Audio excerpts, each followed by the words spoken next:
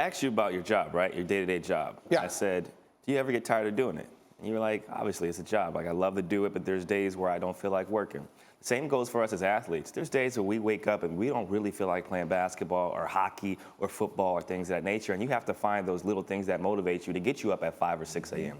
You got to find those little things that motivate you when you're in Oklahoma City on a back-to-back and you're tired. You haven't seen your kids. You haven't seen your dog. You haven't seen your wife. And I think that's what the great players do. The good players do it as well, but the great players, they figure out those little things that kind of drive them, and they hold on to it. And then when it's time for them to kind of show you the receipts on the largest stage, that's what they do. And I've done the same thing. I've gone and read tweets from when I was drafted, when people put trash can emojis in my mentions saying that I was trash, or they said that he can't do this, he can't do that, he's not going to be able to score at this level, he's not going to be able to run a team, he's a two guard, he's too short, he can't dribble, he can't pass. And I'm like, well, I can always dribble. Might not be able to pass as well as you'd like me to, but I can do that as well. Fascinating. That is the best response. That is actually the best explanation for this phenomenon that I've heard. PK, jump in on all of this. This modern day phenomenon of athletes being the petty king, PK, and obviously as your initials as well. What do you think of it? Well, listen, it's great for TV. It's great for us. I mean, you know, to put the attention on people working on ESPN, it makes us love what we do, and this is what we're supposed to do. We're supposed to talk about sports,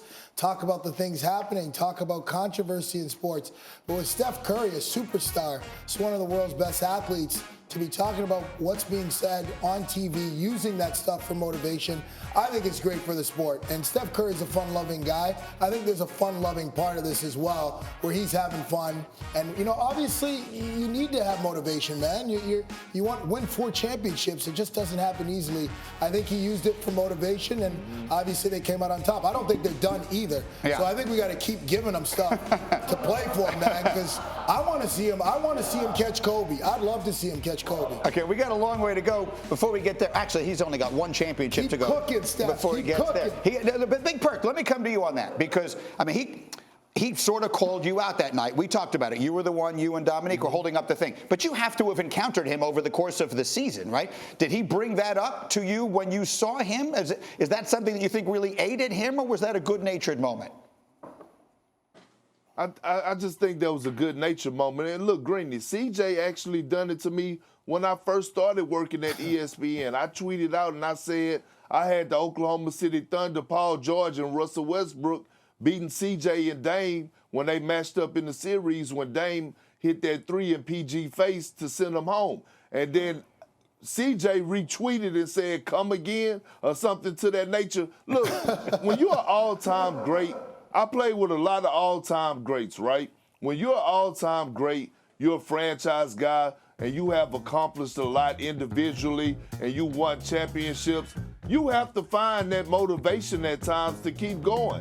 And whatever floats your boat, whatever is going to put that fire back in you.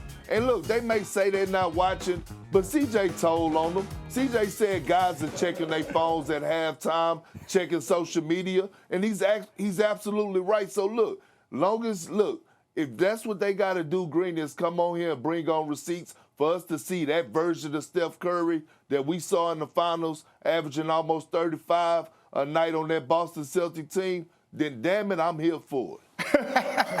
Timmy Legs, let me go back to you. You played a generation before this stuff, meaning when you were playing, and you also played with some of the all-time greats, et cetera, there was no social media.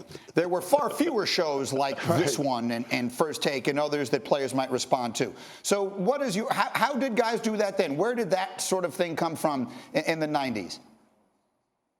Yeah, it was definitely a lot different because you weren't going to get it from social media, and that meant your boys weren't going to hear it on social media either, because most of the time these guys hear it third person. They're not watching these shows directly, but somebody in their circle is watching it. So back then it was a little bit different. You had to get it from print media, or the occasional talking head on TV would get you, but for the most part, you weren't exposed to it to the extent that you are now. And I just look at it like this, and I said this earlier. You want to call him Petty King, I'll call him Petty White, Petty Crocker, Richard Petty. I even thought of another one. I'll go back to the Flintstones. I'll call him Petty Rubble. All right, whatever you want to call him that, okay? But here's the thing. The great ones of all time, this is what they do to not only get motivation, it's to maintain the fuel, to maintain the motivation. You remember The Last Dance?